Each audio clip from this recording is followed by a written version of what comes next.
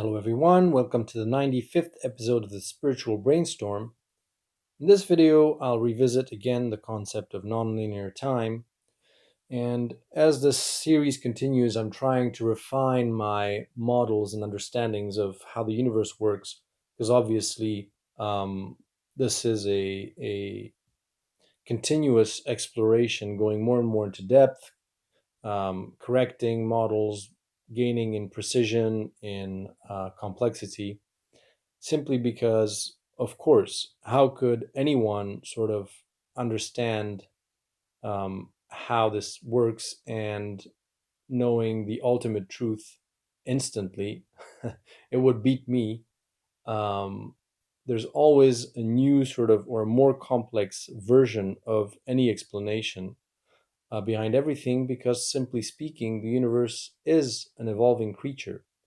And so, just like this series is evolving and I'm evolving in my understanding, in the same way as we haven't stick to our ape-like bodies, we've also evolved. Everything evolves. So here's another kind of episode trying to um, sort of leverage the different insights that I've gained since the earlier videos and correcting the model. So in one model of in one video, I was explaining that basically the universe has two main aspects. There's something here is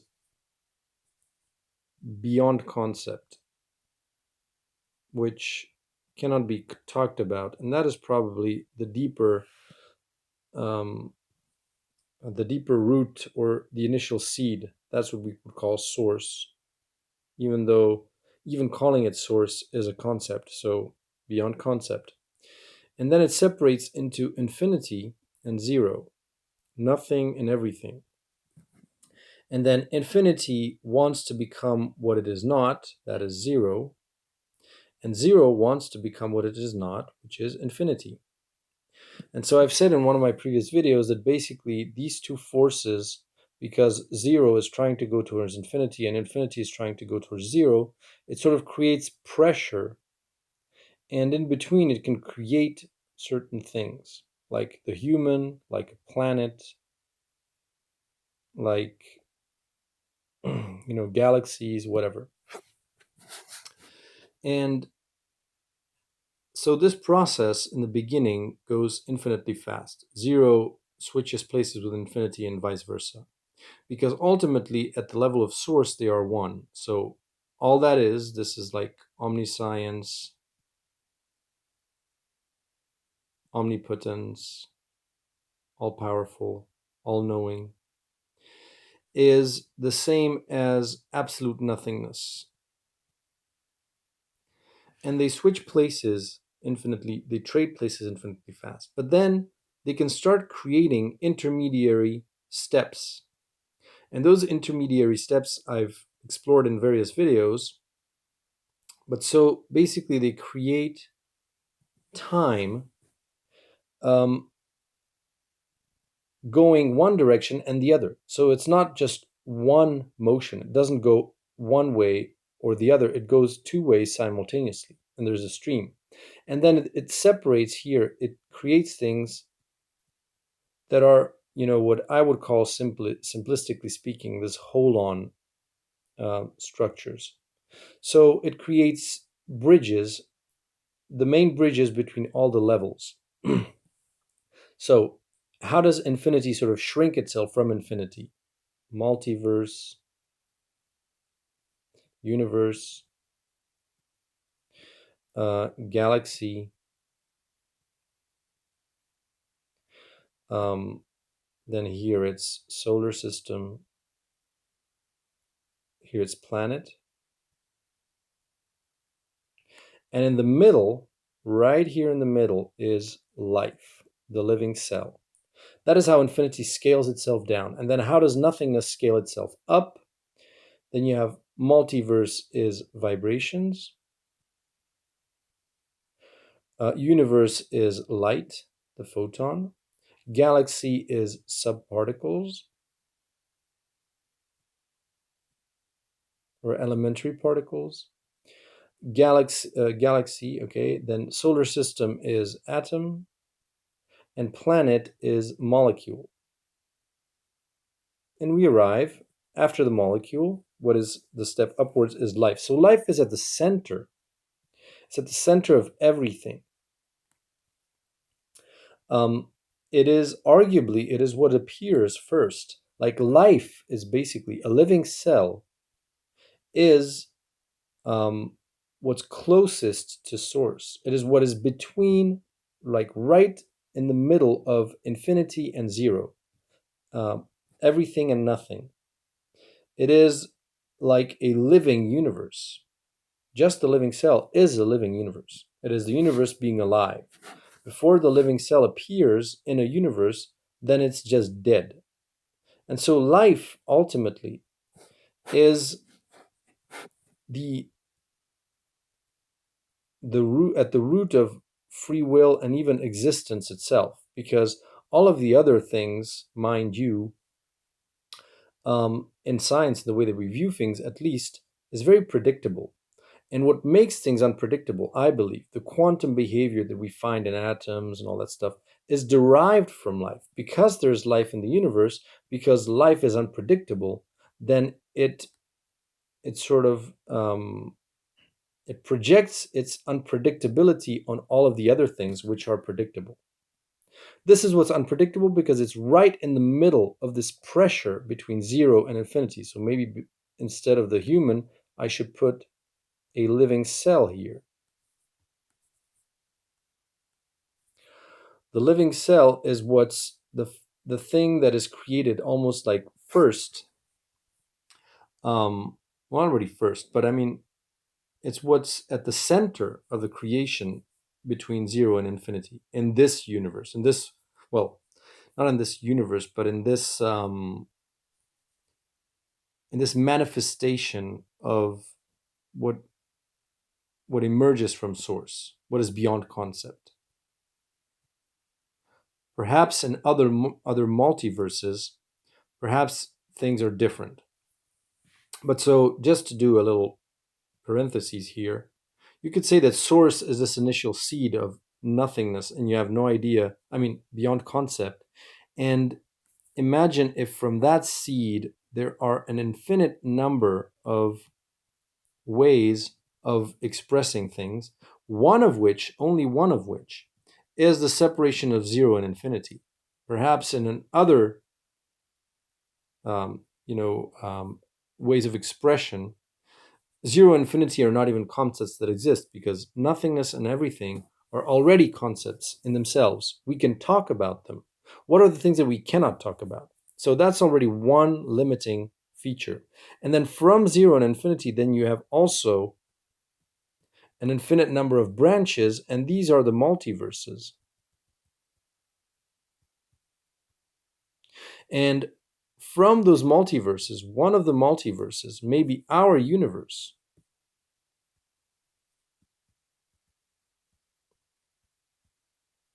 And that universe expresses itself with vibrations, energy, and all that stuff.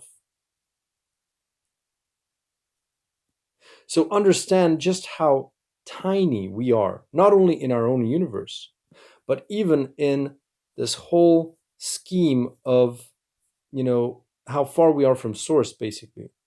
Because we are just one multiverse that can emerge from zero and nothing, from this game between zero and nothingness, and just one expression of source. And so, and this may be infinite as well, and infinite as in an infinity which is cannot be grasped by the human mind. It's even more infinite than this one.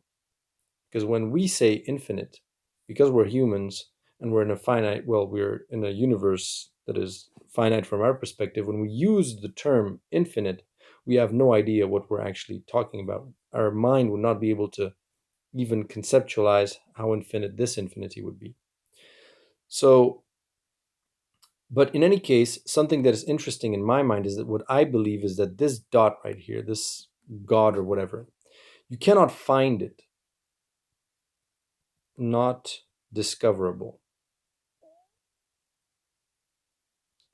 but it can find you. So you cannot find it, but it can find you.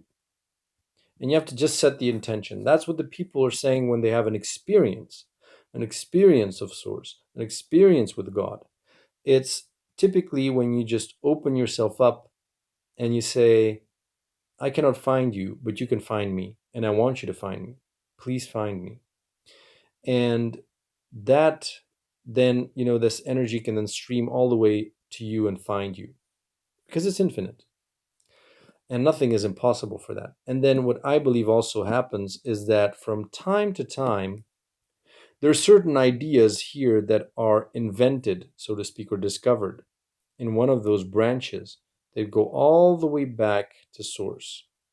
And then Source says, oh, that's interesting. Why don't I cross fertilize it with this one, which is beyond even the multiverse? And then it sends that information there saying, oh, that's interesting. Here, let's try that. How would that idea work in this completely different universe? And vice versa, it could say, oh, I've discovered something interesting in this strand. Why don't I cross fertilize it and create something in this one? So it's something that is way beyond the model that I'm explaining here. But like, just to put things into context. So, okay, all of these things are created initially.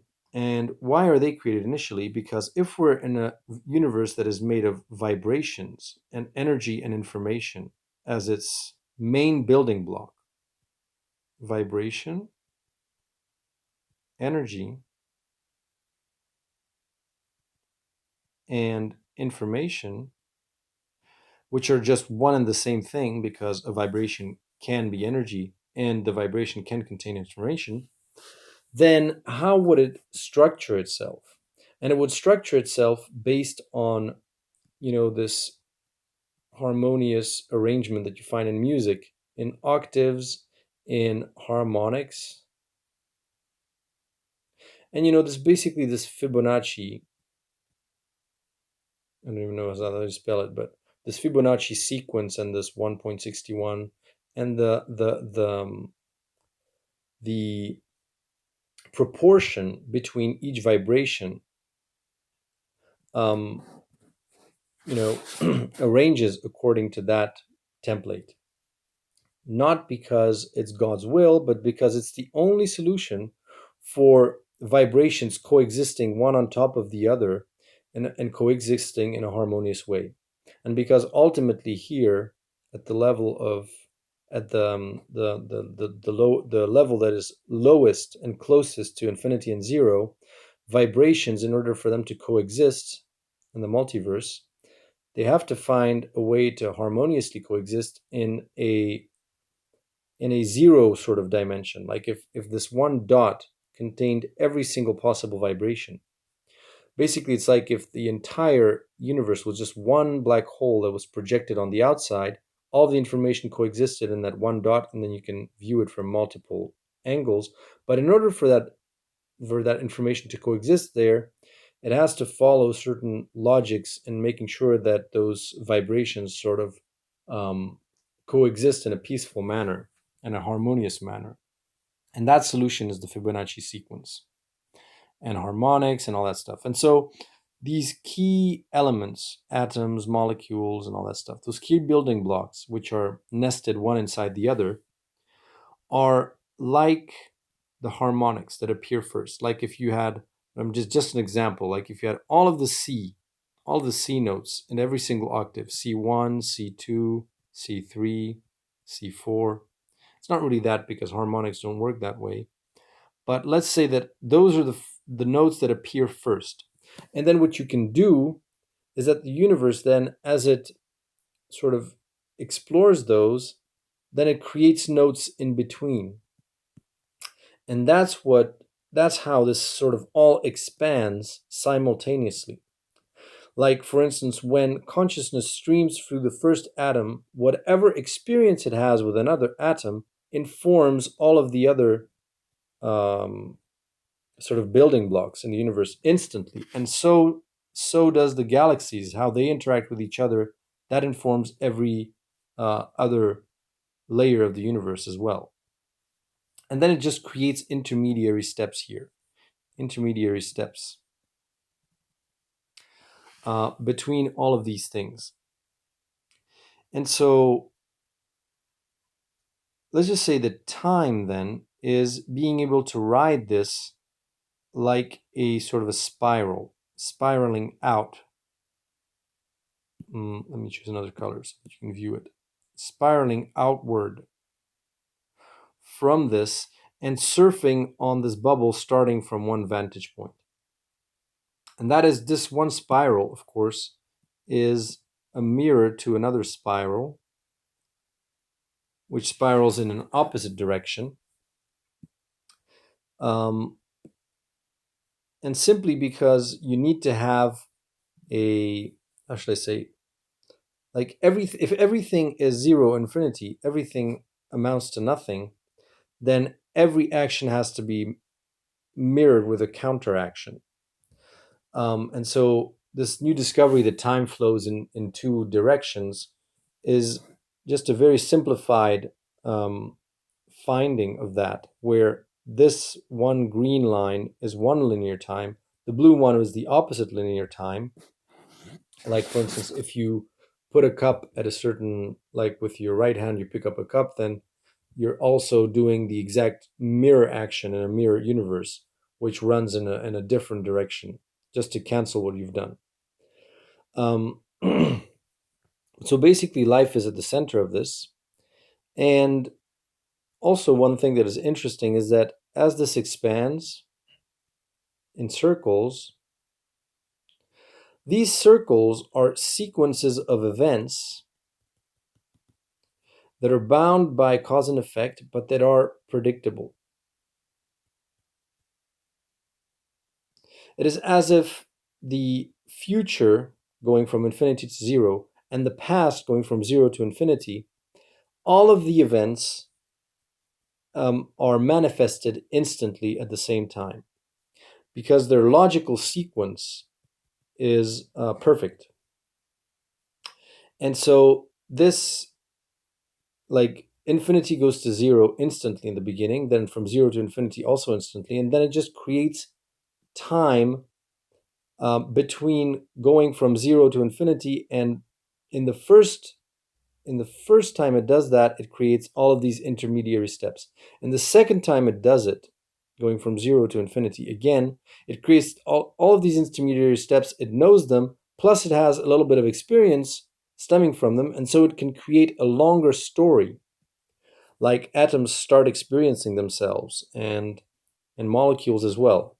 And then at the next iteration, it creates an even longer story. It's almost like a movie where you insert new frames into the movie to make the story longer, but at each point simultaneously. Like if the story was getting longer, like the movie was getting longer, it's a 2-hour movie, and you insert new stories every time to make it longer. And all of these steps appear instantly, and the next instant the movie grows but expands in all directions at the same time. And when you can have the illusion of having this experience where things are where the events are not sort of simultaneous, by doing the spiraling motion, by riding that wave that is expanding out, and having the impression that you're going from zero to infinity. Like, for instance, here for the blue one, this blue one, you're going from zero to infinity and you have the impression of linear time, when in fact, from this vantage point, for instance, let's say this is the year 2000, and a certain future from that point on has already happened and goes all the way to infinity. And it may be, for instance, humanity killing each other in a nuclear apocalypse and some other events happening, but that timeline manifests instantly. And here, maybe, like, for instance, here you have Pleiadians, or maybe we don't destroy ourselves, but maybe we do colonize the universe and whatever, but with like in a certain version of us, and we create other alien civilizations. But by evolving to the year 2021, instead of being here and doing some mistakes or whatever, maybe we can correct them. And then from the vantage point here, then this also, there's a sort of an evolution for the universe there, because year 2021, there's like two versions of the 2021. There's one where everything was created simultaneously here, um, and one like where this cannot be served like this and experienced with one consciousness, maybe from a certain vantage point, because it all appears at the same time. All of this. What can be experienced in another fashion is this spiraling out. That is our 3D experience, I believe. That is the most refined one. And how do we surf these bubbles? Well, I've gave the example of actually a surfer, which is a good one because you have certain amount of leeway or freedom to be a little bit behind the wave or ahead of the wave or higher up the wave or lower up the wave. But if you step outside that box, then you fall off your board and the experience finishes. And it's the same for us. We have this kind of safe space where we can have freedom to experience things, but we cannot go out of it because otherwise we self-destruct.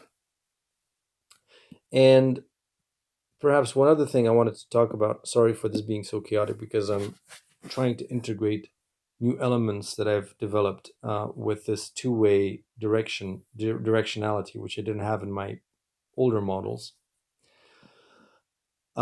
is that from any vantage point here, spiraling outwards, I believe there's several different layers of experience. Like, for instance, one experience is this impression that we only get to experience one present moment.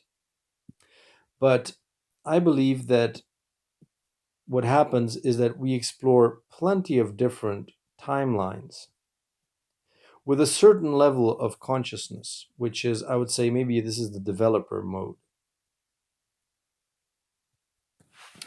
And that is a kind of a lighter consciousness and developer mode where you can test plenty of different things. You can test what would happen if you confined people, you didn't confine people, you had a nuclear war, you didn't have a nuclear war, and see where that leads you in developer mode. And then you send messages into the past, into the densest part of the reality, um, saying, well, this one is a dead end, and this one is a dead end, and this one is a dead end. And that manifests as emotions, as intuition, not as an intellectual message where you receive an email explaining all the bad things that would happen if you had a nuclear war, but just this gut feeling of, I shouldn't be doing this right now. And that could be a nuclear scientist that says, I'm quitting my job, I don't like this, or whatever, or a person that is about to fire a nuclear weapon because he's instructed by the president, and delays the order and says, I don't want to do that, I don't feel like it, or whatever. Manifests as emotions. And so I don't know how many layers or levels there are, but maybe there are like several, where some levels um, expand into like, basically, it's like energy. Imagine if this point contained a certain amount of energy, and it could branch out in tiny little branches, very, very thin. But that means you get to experience things in a very, very light way, with a consciousness that is almost like dreamlike, where the experience is not as strong, tangible, and doesn't seem as dense or as real. And then that's one way, and that there you get feedback, and you sort of eliminate plenty of possibilities. Then you only split into a few, and then you get this one continuous, you just condense all the energy into this one continuous experience, which is our experience. And the reason for doing it is this is perfect for exploration and testing. But the problem is, like, no pain, no gain, the saying. But when you're in developer mode, your will, your power to manifest, your motivation to manifest a certain future is not as powerful as in our 3D reality. Now, we may think this is counterintuitive, but when you're the developer and you know that you have infinite lives and you know that you can, if you can make mistakes, then you don't have the same kind of skin in the game. You don't have the same kind of will, or you don't put the same kind of amount of energy behind making sure that you get it right and manifest the right experience. And so I believe that actually from this 3D reality, our thoughts, our intentions are the most powerful. This is where they are the most powerful, even though we feel like we're limited because we feel like we're on this like unidirectional path, like we're almost on rails moving forward like a train that is just heading for wrecked city sometimes, and cannot move out of these. It's actually because we're in them that we want things to change so bad. And that's what then gives kind of the energy for this testing process.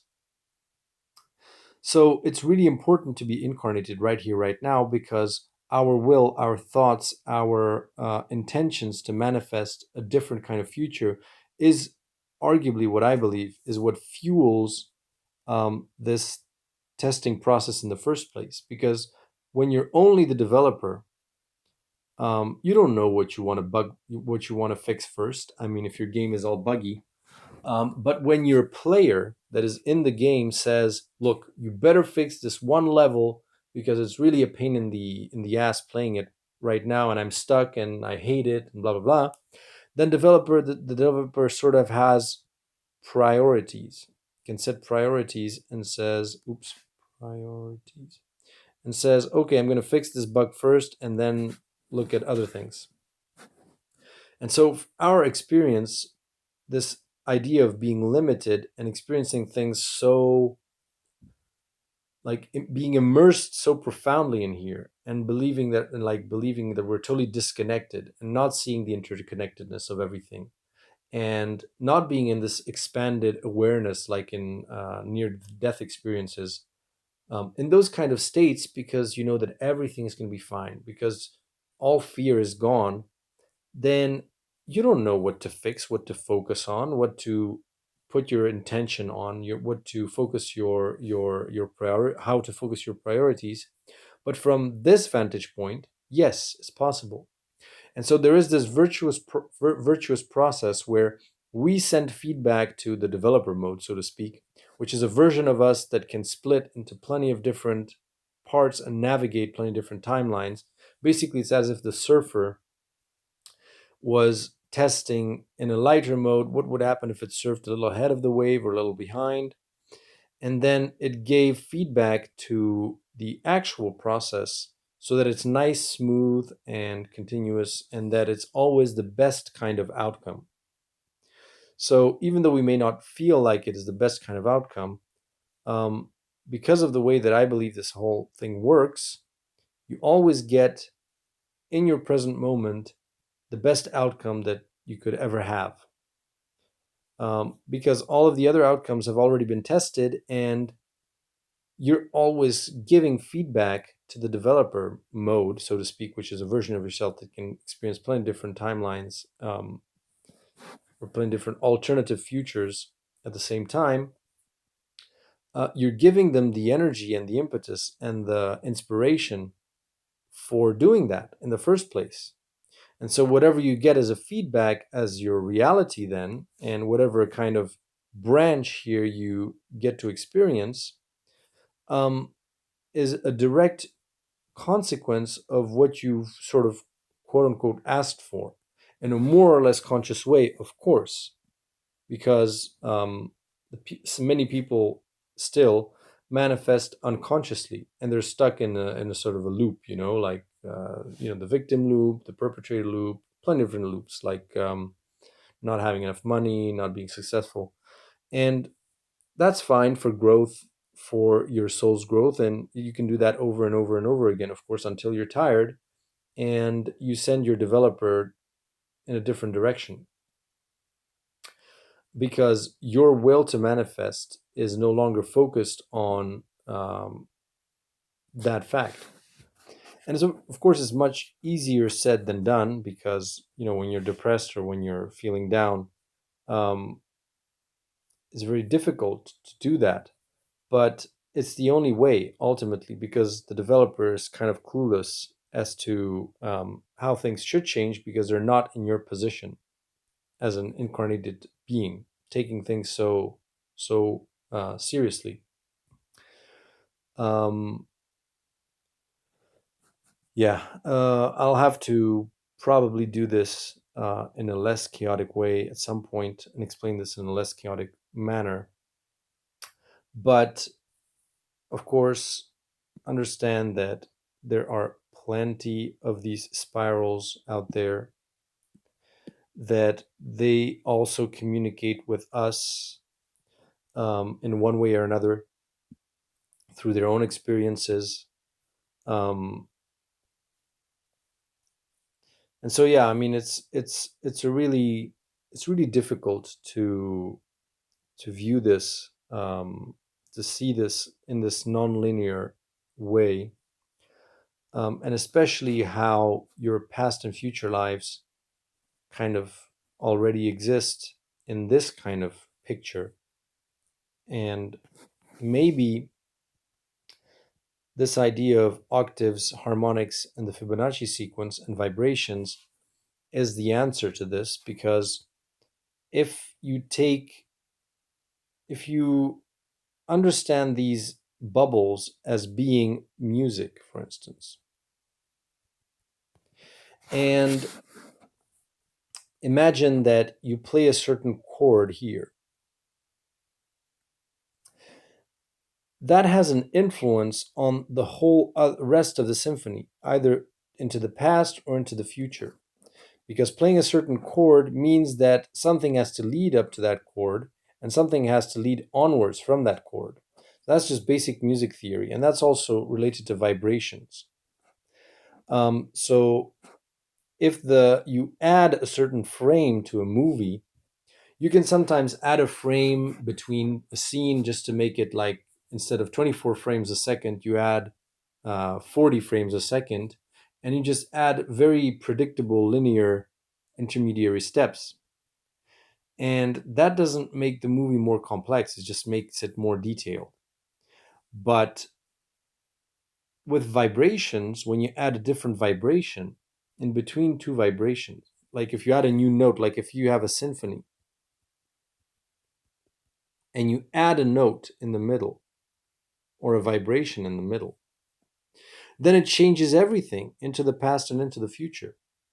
And so, vibrations and understanding vibrations and how music works is maybe the best way to understand how things can be nonlinear and at the same time linear at the same time. So, imagine that this is a symphony. You add a note, you add a chord, you add something, some vibration, and that changes everything. And so, this bubble expands in all directions. And every time that you expand, it still has to make sense. Like the new notes that you add have to make sense with the previous ones and the future ones. And so everything is tied together as one global vibration that expands instantly outwards. And so your past lives or your future lives, let's just say that, in my one of my previous videos, I was saying that when you're living something happy from your vantage point, they're also living something happy because of this resonance kind of logic, where imagine that, how should I put this,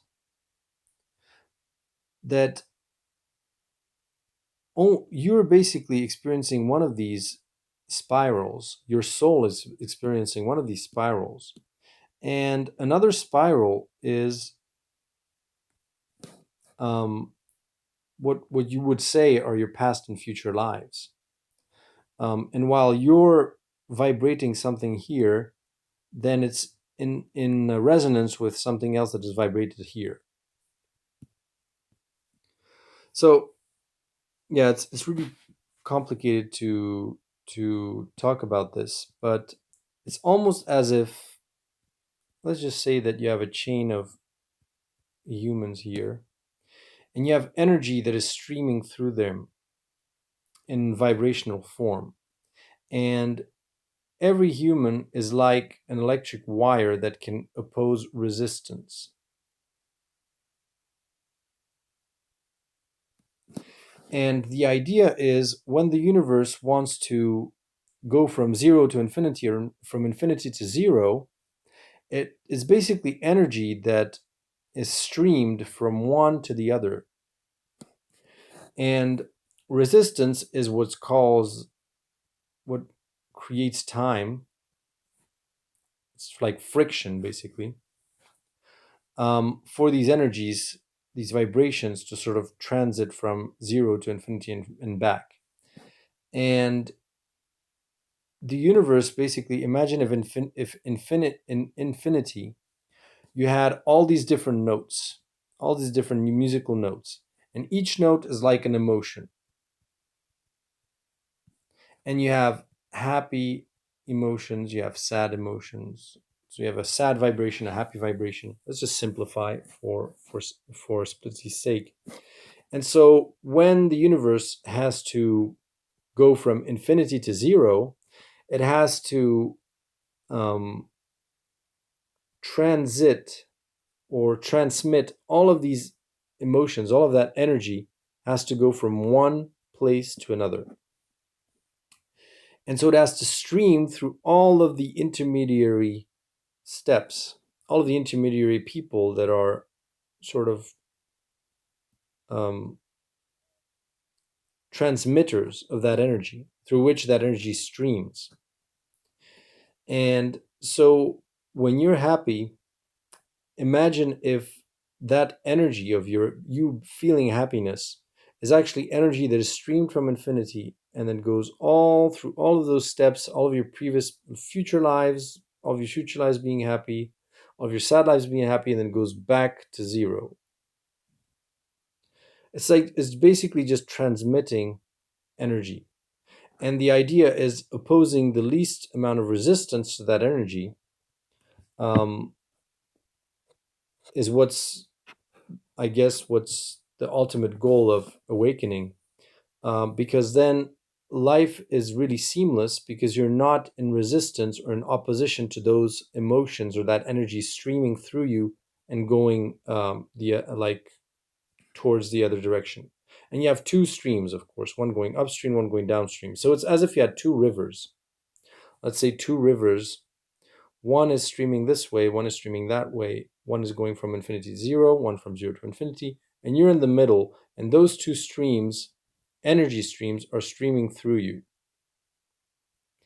And if you allow them to go by you and create your outside experience, and you don't block them, then that's when life is seamless.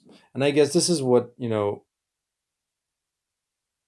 Eckhart Tolle is all about, the living in the now, not being opposed to anything that happens to you in the present moment, really like letting things happen, letting these emotions go by and transit through you. That's the whole idea. If you oppose resistance, then you're blocking the stream that tries to go from zero to infinity and vice versa. And so it's as if we're all occupying a spot here in infinity, and we're all expanding outward as a soul, for instance.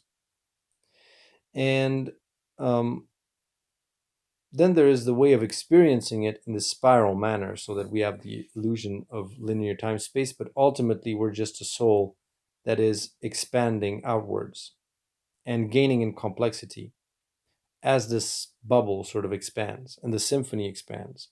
And since it always has to be in harmony, then the past has to change, as much as the future has to change all of it simultaneously, because when you change one note in one chord in the past, it has consequences into the future and vice versa. So yeah, again, sorry for this being so messy. I'm trying to integrate new ideas that I have, and it's not always very clear because it's extremely complex and mind bending to think in in a nonlinear way, in a multidimensional way, and to sort of make it all um, click or coherent with the different perspectives and pictures, one with the other. So I hope you found this interesting. Feel free to comment and talk to you in the next video.